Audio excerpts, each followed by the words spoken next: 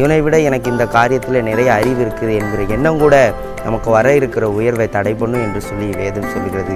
மனுஷருக்கு முன்பாக இந்த பெருமை, தேவனுக்கு முன்பாக தாழ்மையற்ற நிலையை நமக்கு கொண்டு வருகிறது. நாம் என்ன செய்ய வேண்டும்? கிறிஸ்துவை அறிந்திருக்கிற நாம் ஒவ்வொரு நாளும் நம்முடைய வாழ்வில் நம்ம சந்திக்கிற சக மனிதர்களை நமக்கு ஈக்குவலாக, நமக்கு சரிசமமாக நம்முடைய மனதில் முதற்கொண்டு நாம் நினைக்கும் போது ஆண்டவராகிய தேவன் நம்மை உயர்த்துகிறவராக இருக்கிறார்.